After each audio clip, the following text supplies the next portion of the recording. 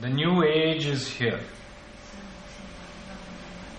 Awake from your laziness and hold the wonders of the universe. For these are truly wonderful times we are living in.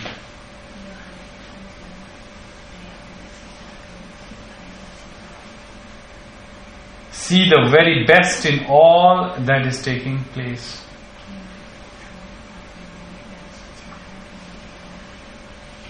Expect changes and go along with them.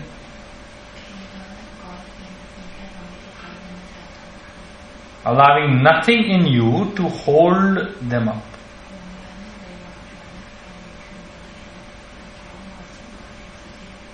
Never be afraid of the new, of the unknown.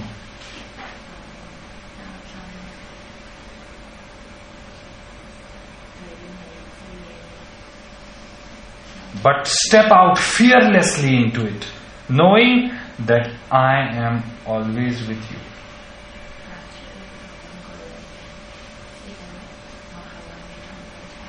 And that I will never leave you or forsake you. Recognize the divine in everything.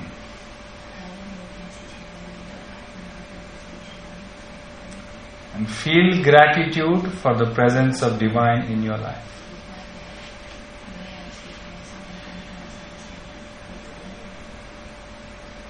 Know that it is a beautiful phase that you are moving into.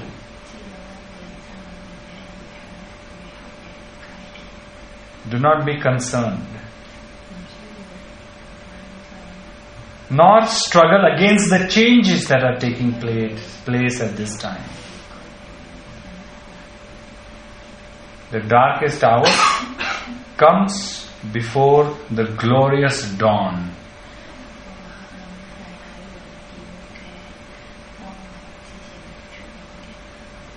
The dawn is here.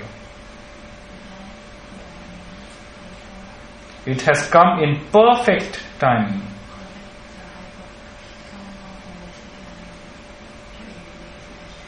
And nothing can stop it from coming about.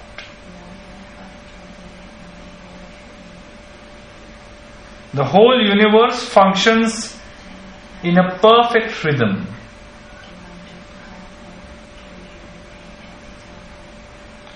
So why don't you?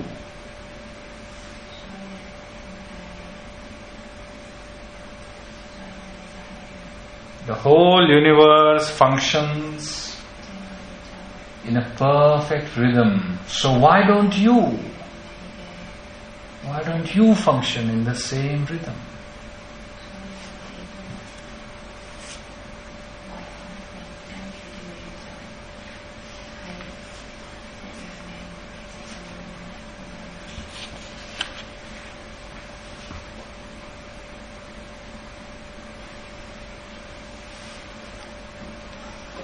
Beautiful, beautiful. 21st March. Springtime is here officially. That's why a beautiful message by the Divine to us.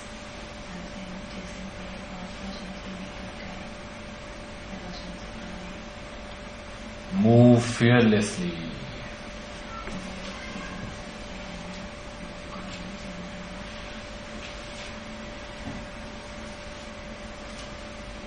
Move fearlessly. Why move fearlessly?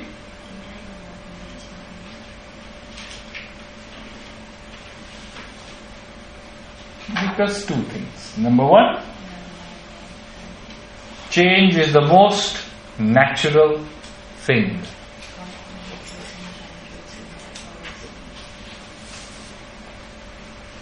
If you don't accept the natural process of change, of transformation, then you are living a false life.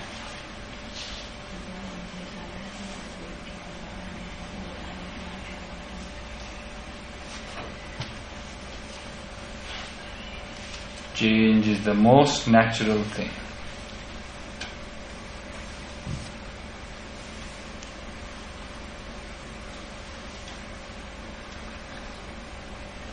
And second, once you accept that the change is natural, then why worry?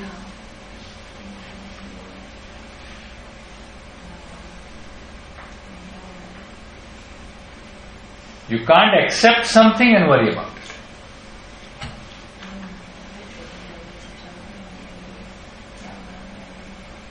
It's like you accept the fact that you will feel sleepy in the night after a busy day. It's natural. Then why are you afraid of sleeping?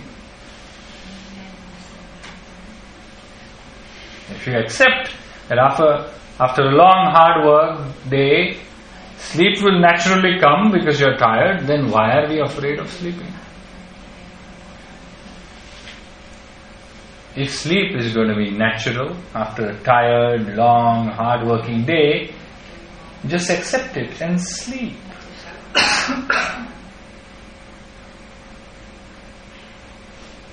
The problem is that we deny the most natural of processes. We don't accept it. Natural process like transformation.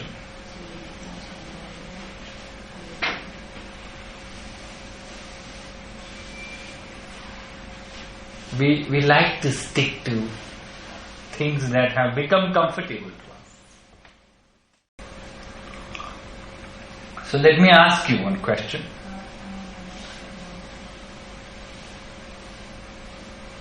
If, let's assume, God came here right now and said, give me one thing that is your comfort zone, but you know it's stopping you. And I'll take it with me. Don't worry.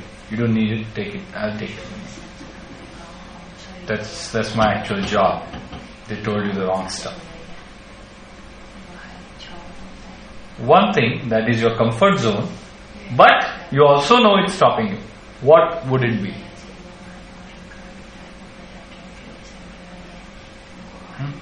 Anyone? Everyone has to answer. Not optional.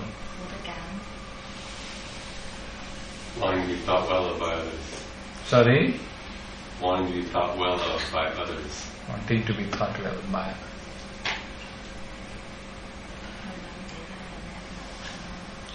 If you're reflective, you don't have to, you should bomb, come out from your mouth. Because if you're reflective, then the whole day you are just wondering how to get out of this.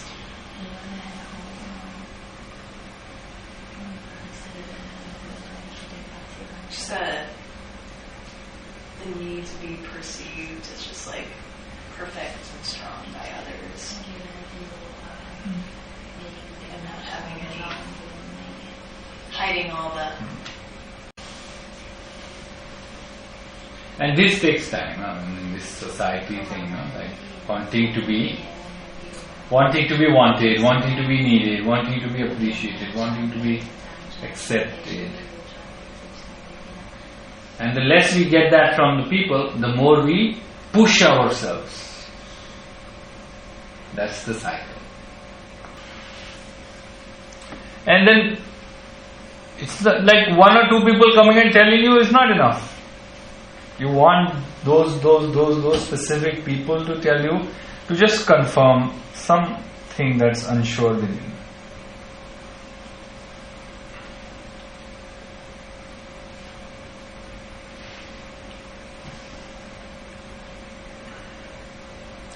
So I can easily say, hey, drop it, you are true self and blah blah blah. But now I am not going to say all that because you know. What I am going to tell you is, when You get caught up in these dramas, again, next time, it will happen. I pray to God it doesn't happen, but it will happen.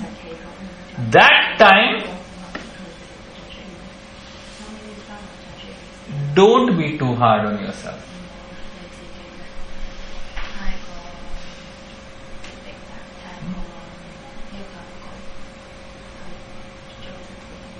It's on the way out. Understand this. Now, we have seen it, and we'll see in Sankhya.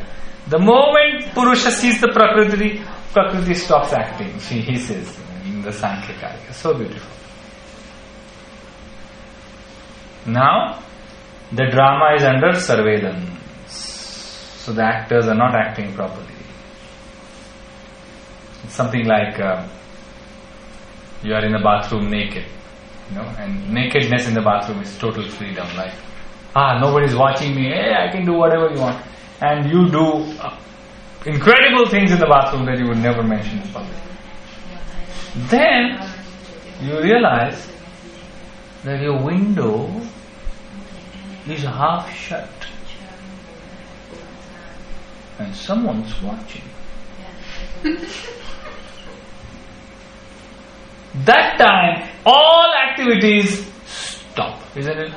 And you go to shut. Of course, you shut the window. What? The whole idea is what? When somebody watches, when the watcher pays attention, all your crazy ideas stop. Same way, when the true observer watches this craziness of the mind, the craziness will reduce. I'm saying reduce. In our state, not stop. If that was the case, we would not be here and I would be somewhere else. At that time, when you go back home and you sleep again, at that time, get up, walk. It's not for you to think, just do. Yoga is not at all a path of thinking.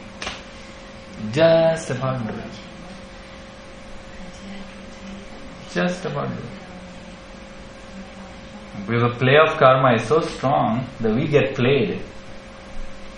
If somebody is playing you, be the player and enjoy the play. Or quit it completely. Get out of the game. But don't get played and complain, oh, wish I could play for myself, wish I could get out. No. That's why what Upanishad says,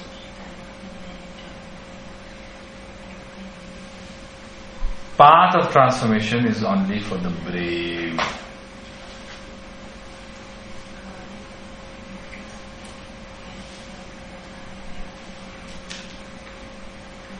Nayanatmanam balhinena labhyo. Balahina. The one who is not courageous doesn't accomplish the Atma. Atma means the true individual self.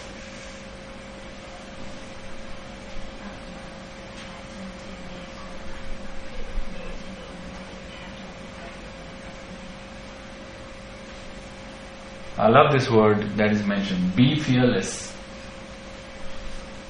And the assurance was, I am always with you. This was assurance of my master, and this is also assurance of the Christ, Jesus. So Jesus is assurance. I am always with you. Do not worry.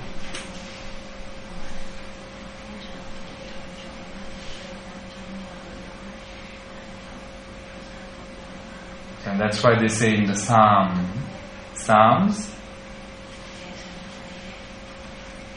serve God with all your heart and come in His presence. How? Singing. Psalm 100.2. Serve the Lord with all your heart and come in His presence. How? Singing. Not like a sinner. Come in the presence of Lord singing, dancing, relishing, enjoying. Why? Because now, what should I worry about?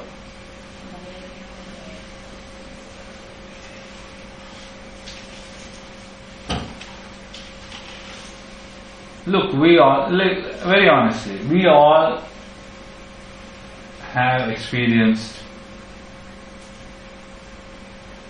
deep pain and suffering in our own way, not in comparison. What then? If you compare, your sufferings are never enough. So don't compare. But when you close your eyes, you know that, yes, I have suffered. I have gone through that. You have all gone through it, no? Suffered and came out of it. We all have our own baggage. Yeah. We all have faced dark places and we all have come out of it. May not be completely, but at least we are in a better place now. Luxury, yeah? Come on, you're in a 4-star hotel. Food is given to you. Swimming pool. Visiting temples, places. Came out of dark spot, no? Unless this is a dark spot for you. So someone pulled you out of it. Who? You don't know. If someone has pulled you out of that dark spot once, twice, why should they stop in the future? Membership expired? Sorry, your membership just expired yesterday. God will not save you anymore. Please pay up. No. Christ will also say this in John, Matthew, that if a little bird is taken care of, if a little bird can live, can eat, can have babies, can do its function in the world, the bird is also provided by bare necessities. You are so much more than a bird. Christ's word, not mine. Why will not the universe give you?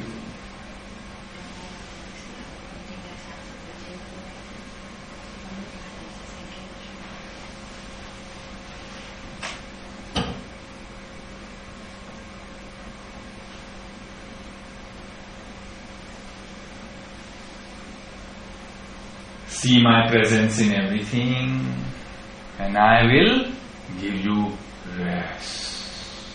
Exodus. I will give you rest. So turn to God for restorative yoga.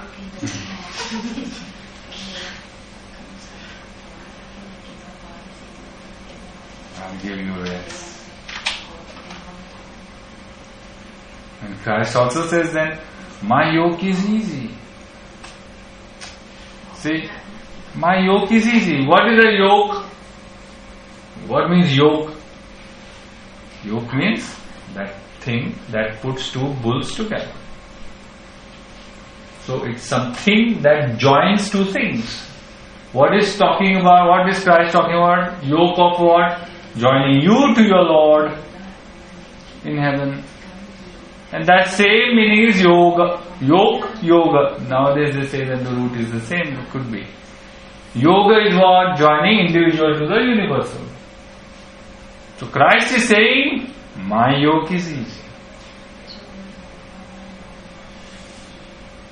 So why are you complicating his yoke when he himself is saying my yoke is easy?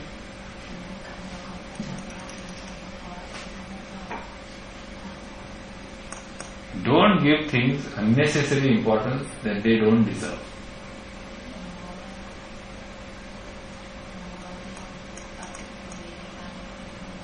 Beautiful. Springtime is coming, he says, today's verse. Be ready for the new age. New age has come already.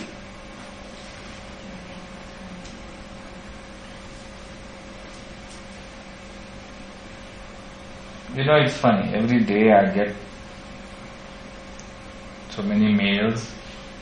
People just writing, people complaining, people frustrated. Last 1 week,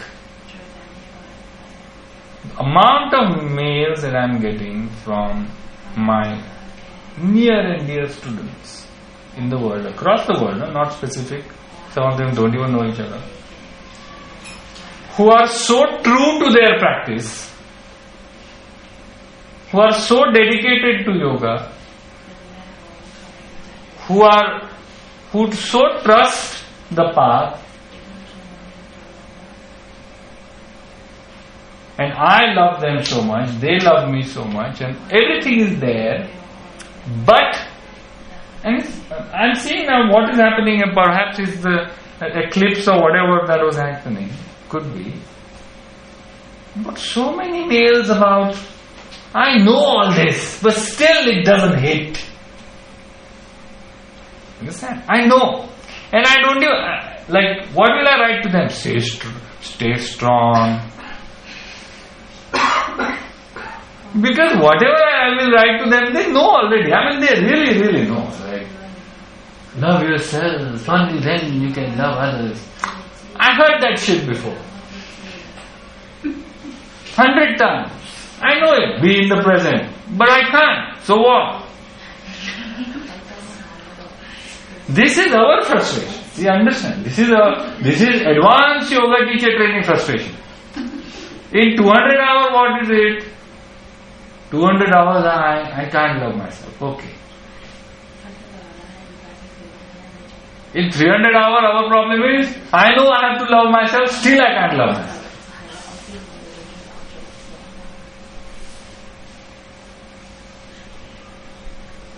And then that suffering, and then we go down. And these are my very, very dear students, very, very close to my heart. So yesterday in the temple I prayed for all of them. That what can I do? They have to go through, and they have the tools. They have the tools. They teach with those tools. They help people with those tools. Sometimes it's expecting results too fast and not persevering with the tools. Yeah. I don't know, I'm just... Yeah, definitely. Too fast is very, very true enough. And sometimes it's not because we are impatient. Sometimes it's like desperation. When will I get out of this? It's not impatience. I understand. It's like, I want to get out of this. Am I done with this? Oh, not yet. Oh. It's not impatience. It's not like getting out of meditation because you're bored. It's like, can't handle it anymore. That's why so many devotees, so many bhaktas have written so many poems and songs about this one topic. Lord, I can't handle this anymore. Take me with you. So many.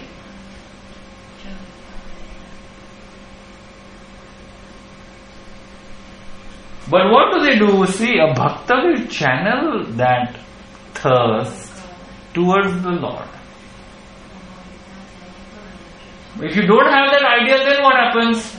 You have no ideal to give it to, no? So it comes back on you. Self-beating. You see the logic of bhakti. There is no logic in bhakti, but still, tomorrow I have a guru or God. I can, when will I get out of it? Lord, now take me. It's enough. And that crying is my tapas, my burning, my desperation, my impatience, my struggling, my tears is the tapas. And the yogis will tell you this tapas means fire, burning. This burning is actually helping you. It's a success. It's not a failure. Understand, the pain, the failure on the path is success. It's not a failure. The fact that you are repeatedly failing means you've been polished. You've been sharpened. Because God wants only the sharpest warriors in His army. If trouble is increasing in your life, if challenges are increasing in your life, and they are real challenges like, not superficial, close your eyes and say, yes, I'm on the right path. Because, as I always say, only way out is through. The only way out is through.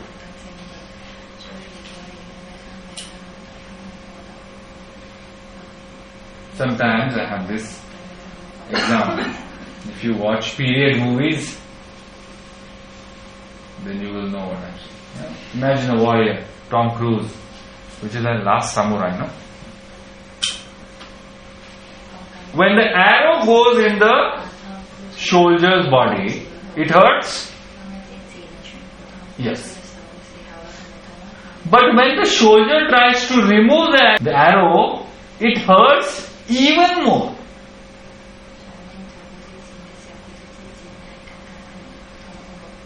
Have you seen the movies what they do? The arrow is like this, and he'll first break the arrow. I have only seen in the movies, I have not. Some arrow has not gone in me, so it's not my own personal experience, I just borrowed wisdom. And then they keep it, and then they show in some shots, pulling out. Why? Because arrow is like this.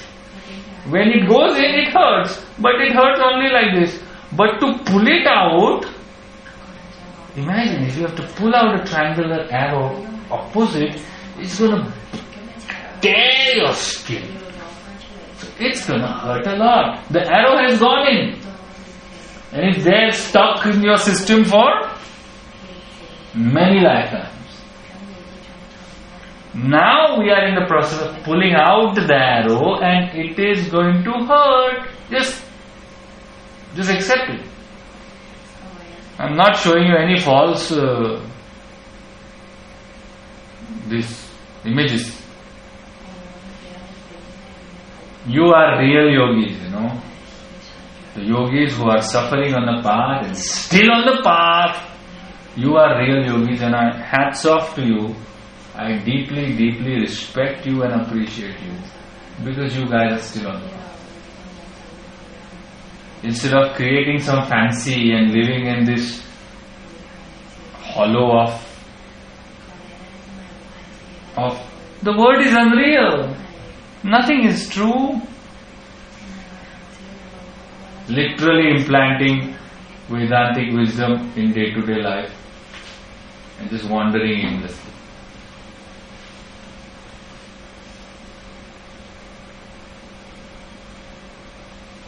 You are real deal warriors and appreciate that fact. If you don't see that yourself, at least appreciate because I am telling you. That's resilience. You are here, the pain, the emotion, the heat, the tears, still here, next day, present. That is the real spirit. And if there's something called as God, God is watching this. God is watching. If there's nothing called as God, it will still work. Because it's your honesty to yourself. Your resilience on the path. You might sleep in the night and say, I had enough of this. Morning 6:30 present for asanas. This is what makes us yogis. You understand that? This is what makes us yogis. Every night we sleep, enough is enough. Want to go home. Next morning present with yoga mats. This resilience is going to take you through, nothing else.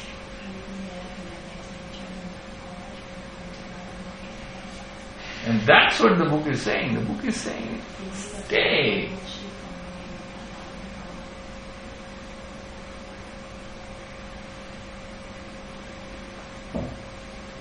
Because this hardship, is essential hardship. It's not fake. This hardship, these tears, This feeling of having had enough is real. Real means it's not fake, it's not. This hardship will sharpen you, not the other created, self-created drama. It will not sharpen you. This will sharpen you. And some of the issues we are going through, all of us, are real deal issues. Real deal issues. They are not some I burnt my skin because I was too much in the sun kind of issue. The skin is going to come back in 2 weeks. Our issues are serious issues. Like if you work on that, boom, it will be something completely different. You will be something completely different.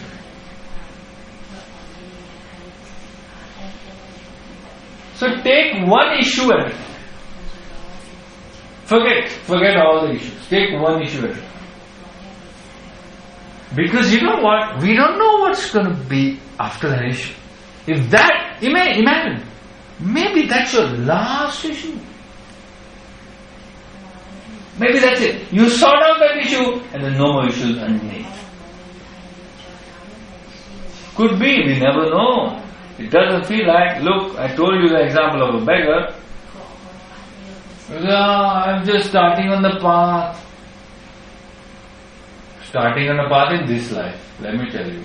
And I've told this to you, some of you in 200 hours also. If you would not have worked on yourself in the past life, you would not be doing what you're doing now. And I'm not exaggerating as a Hatha Yogi, I'm just being very, very honest. This is carried forward. All these things are carried forward. If we all had to die right now, next lifetime, we will find our way to yoga. No matter what. You come from Iran or Iraq or Djibouti or Czechoslovakia, not anymore, Czech Republic or Japan. You will find yoga, yoga will find you, like yoga found Helen, isn't it? Helen was just a random clothes designer, and then yoga found her. And now marriage is happening because finally they accepted each other.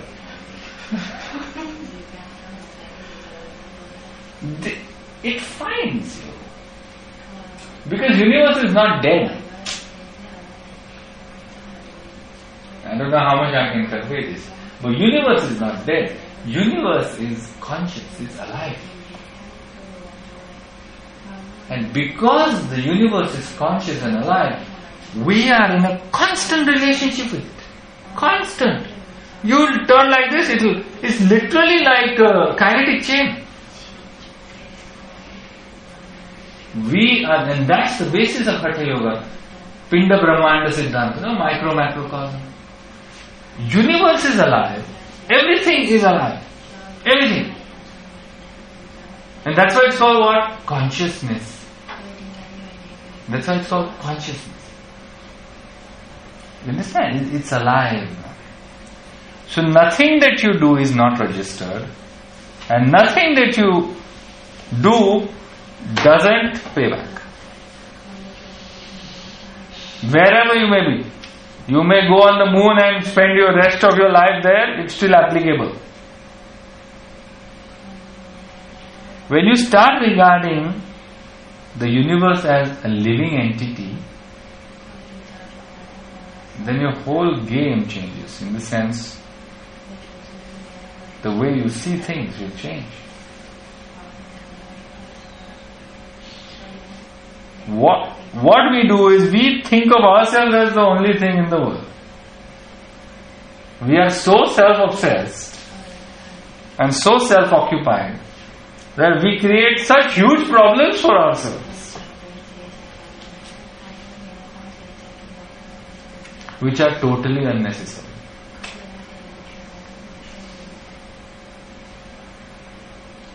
And that becomes a pastime, hobby. Really, it becomes a hobby. And then we, I'm not good, it's not happening, I'm depressed. Self-obsessed hobby addiction.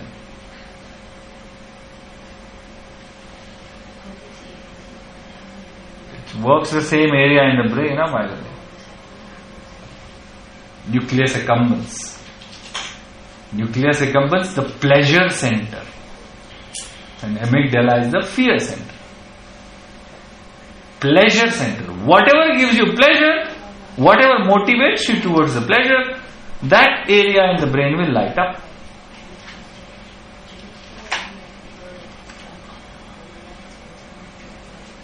And pleasure is stimulated by insecurity. Because those two areas are so close to each other in the brain. Insecurity will throw you in this pattern of seeking pleasure. That pleasure, the source of that pleasure could be anything. You smoke a cigarette or you sit and think, what will happen now? What will happen now? For many people, thinking is pleasurable. Not thinking, worrying is pleasurable. Let me add some more of spice to it. Worrying is pleasure. My father was like that. Very happy man, nothing much to worry about, but will purposely find some inconsequential thing and start worrying about it. And then he would come home and then we would say, Dad, what happened? You know, that person, his daughter, I said, Dad, why? Why are you worrying about somebody's daughter so much that your blood pressure is going up and down when that person is really of no consequence to you? Really of no consequence. And not like from a philanthropic sense. We should help her. No, nothing else. Just worrying. And then he finds some distraction. Switch on the TV, let me see what's going on the TV. He's watching the TV, and that idea is gone. So what happened? You see, so what happened? He was worrying for 15 minutes, then he wanted some distraction, then he started watching TV, that worry went away. So that daughter of his friend who was suffering also went. Finished. Gone. Ignorant. Then I never heard about her from him.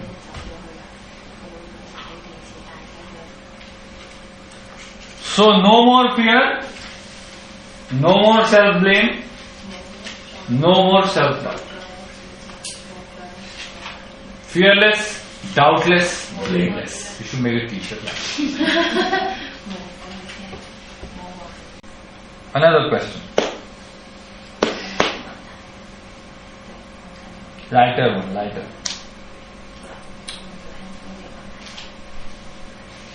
Should we involve God or no? Should we involve God or no? Sure. Okay. I thought you were learning Sankhya, maybe God, not fine.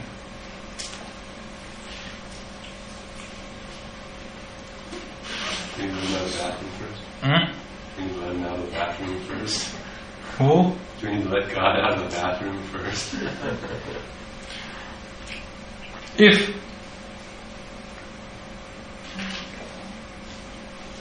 you had to look at life as a game,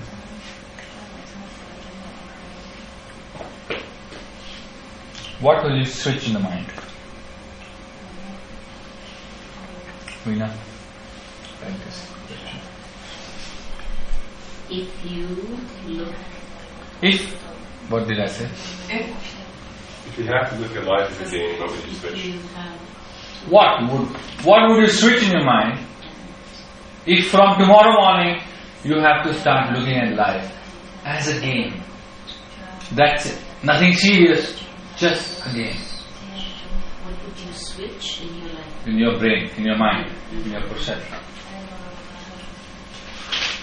I'd probably take more risks. Beautiful. See, her answers are very, earlier she said doubt, and now she wants to take risk. So it's beautiful, it's opposite.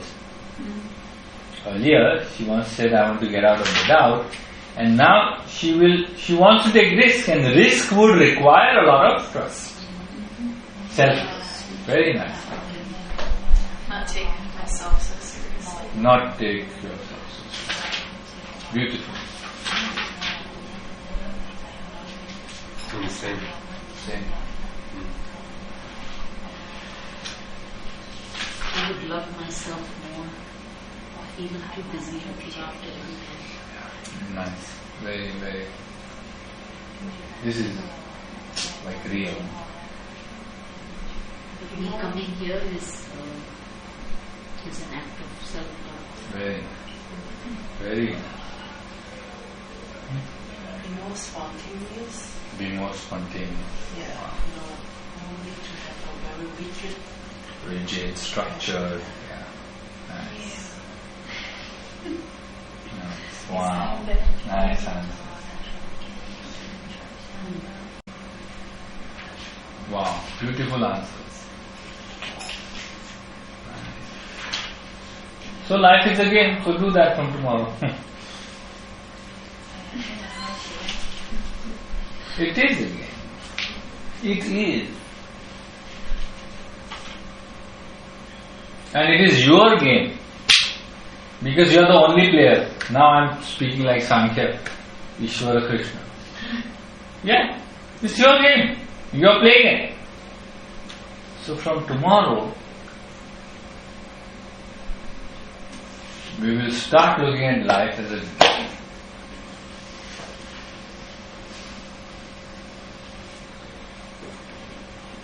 And play it.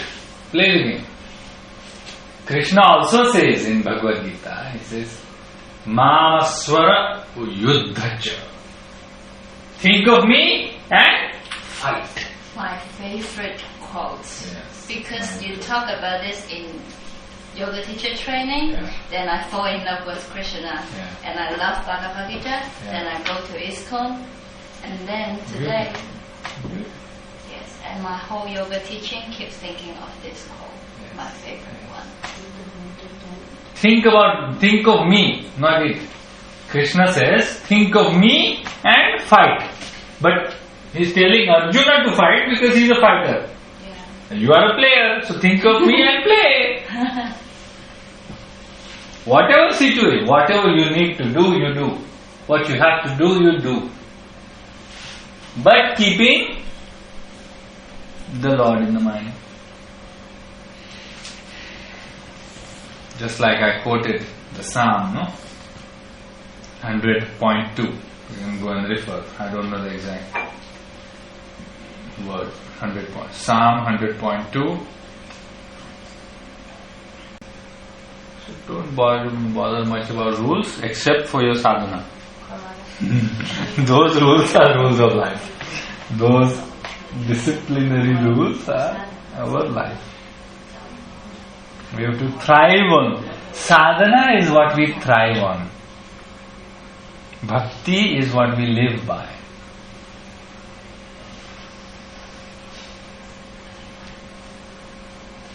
Sadhana is what we thrive on. Bhakti is what we live by.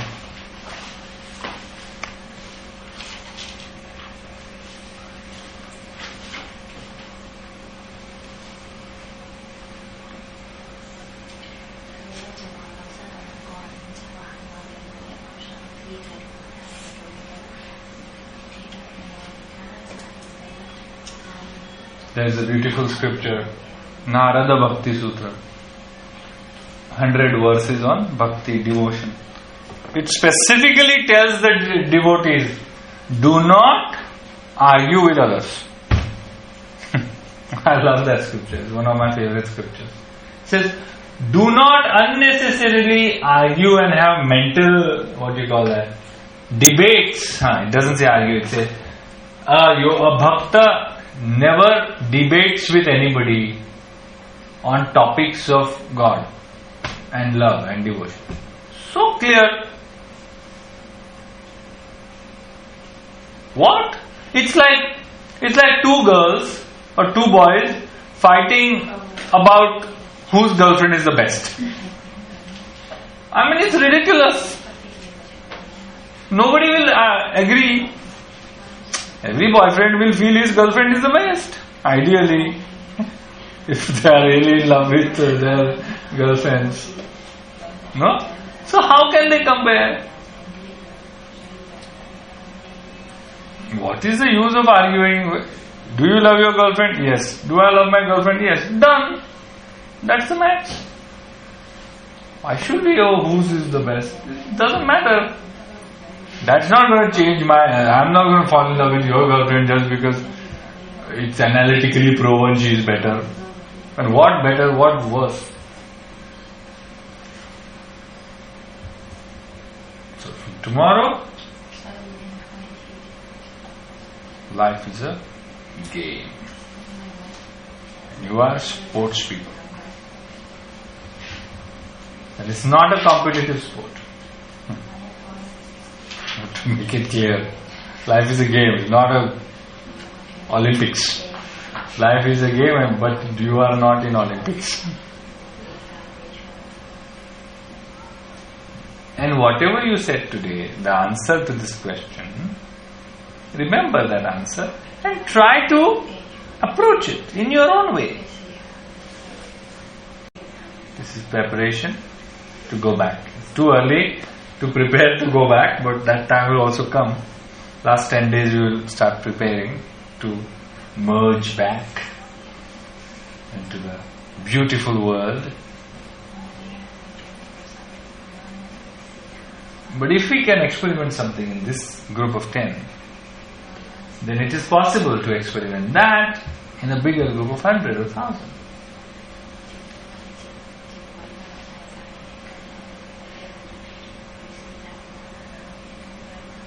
My own suggestion is, I've told this to you before, but don't be unnecessarily obligated to anything. Don't feel obligated to anything.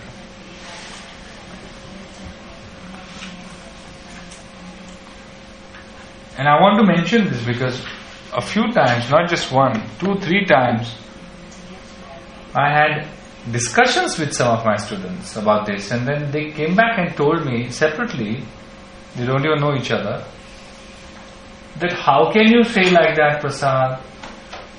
Because we are mothers, we have family, how can we not be obligated? So, some mothers said, we have children, how can we not be obligated? So my question to them was,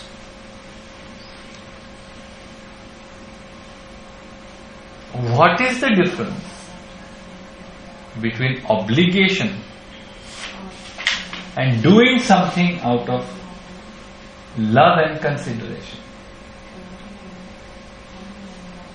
When a mother tells me that how can I not do something for my child because it's my obligation, it's not a proper understanding. Doing something for a child is not your obligation. It is an expression of love. If doing something for your child has become obligation, then please recognize that and do something about it. Same way, jobs. If you have a job, you feel obligated, then try to find out why. If you know why and you still feel obligated because there is a genuine reason, something like you just bought a house and you have a mortgage of 20 years and you have to do a job, then just accept the fact. Then there is no escape. Just accept the fact that I have this obligation and try to lighten it.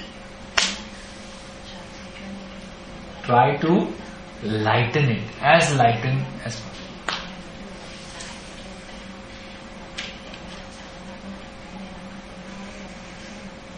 when I went to silence for 2 months. I was stuck in a room like this for 2 months. The first 2-3 days were horrible. And I was like, just once or twice it came to my mind, what's happening? Should I leave? I said, no. And the 2-3 voices in the head talking to you. So should I leave? Not even an option. Okay. So now I'm stuck here. Prasad, you're stuck for 7 weeks. So now what? See the best in this. Now you're stuck. So try and see the best in this too. If you're stuck in some obligation and you cannot come out of it no matter what, try to change your perspective. Explore new perspectives and see if you can lighten the perspective about this obligation. If you can get out of the obligation, get out of it. If you cannot, at least lighten it by firm acceptance, by completely accepting that it looks like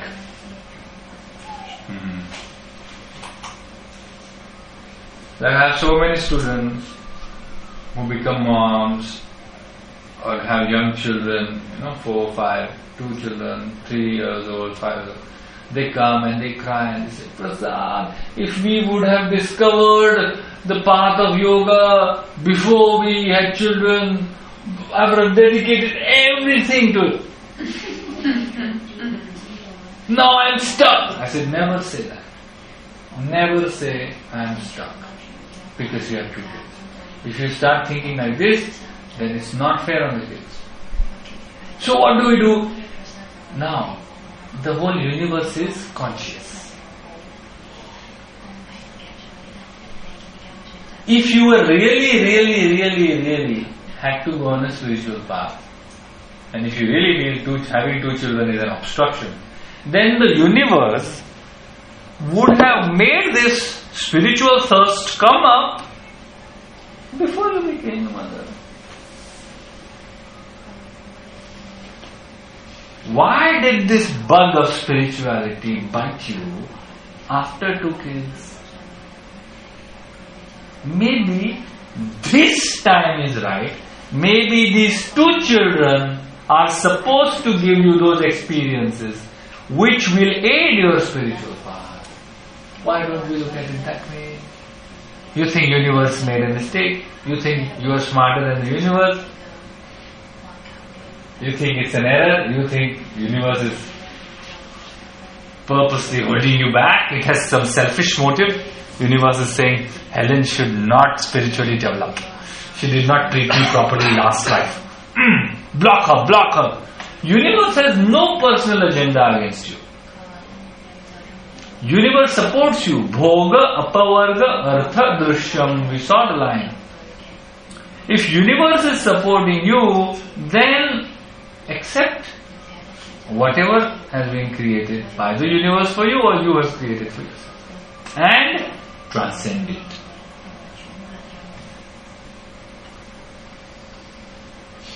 Because outside also same game. I know people who have left everything, gone to ashram for ashram life, came back quietly and merged back in the world. Give up the job, give up everything, go to the ashram life, live in the ashram, first 5-6 days, you feel very spiritual, very nice, and after that, you see the same games in the ashram. I know somebody, that person left their corporate job, went to live an ashram life for 3 months, came back in 2 months. The person told me, this is worse than corporate. At least in corporate, if you want to cut somebody, If you want to one-up somebody, you are sure about it and you have a valid reason. The position of Vice President, she and me, I will cut her. Means I will get some reference or whatever. It's clear. I want to be the next Vice President. I will not let her be the Vice President. So I play my game. And shamelessly I play my game. At least I am honest with myself. In ashrams what happens? Sly. I will not have become the chief of Bombay. Bombay chapter.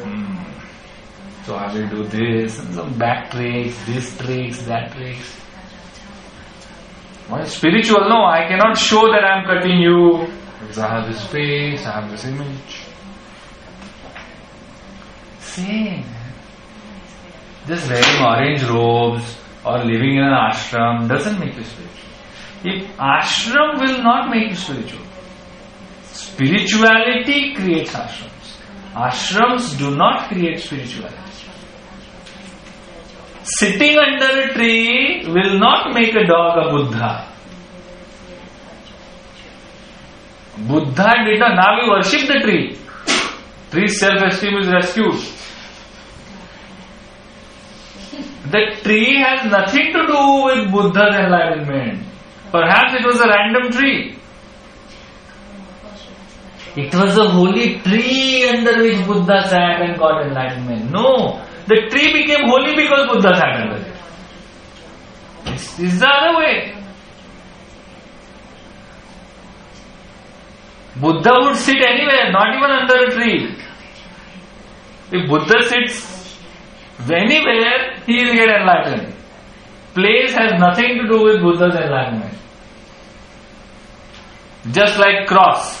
Cross did not make Christ. Christ was a Christ.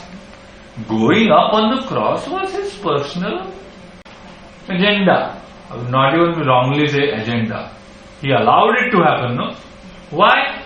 Because Christ was said, if I stay on the ground, people will remember me for 200 years. But if I go up on the cross, 2000 years. Let's go. How does Christ care? And now people remember him. You see, two branches of a tree coming like this, people start worshipping as manifestation of Christ. In every cross, you see Christ.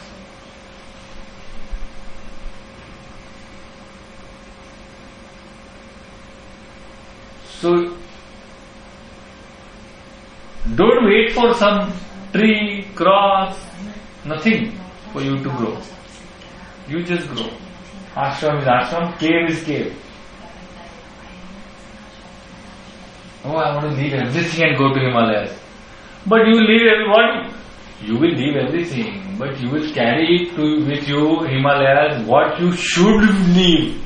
Your mind. You will sell your house, you will leave your job, you will leave your family.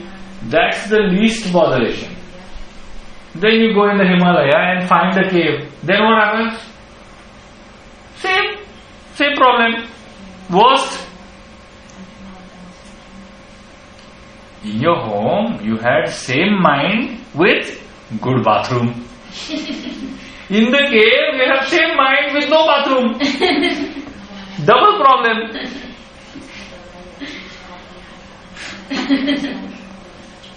At home, you have same mind with good bed. In cave, you have same mind with no bed. Worst. Such things will make the mind even agitated, even more agitated. Best place for enlightenment is your own home. No need to go to Himalayas to find yourself. You just sit in your home, close your eyes, you will find yourself. And you will save a lot of money, which you can donate after enlightenment or spend on somebody. So going somewhere is not giving you enlightenment because it's not there, it's here. You think enlightenment is in Himalayas, is given free, like wrinkle-free cream. 3,000 feet, half enlightenment. 6,000 meters, 75%. Level of Mount Everest, total enlightenment. Never come back. Best. Sit in your house. Do your sadhana regularly. All that the Himalayas can give you, you will find it. Yes, Himalayan ambience, silence will definitely help. But then you have to measure. Oh, I leave everything, I give up my job and came to Himalayas. And then, when your visa is 5 days before your visa is over, oh my God, now I have to go back. I don't have a job. Where will I live? Then why? Why you left your job? Do your sadhana, be patient, keep the faith. Rest will happen.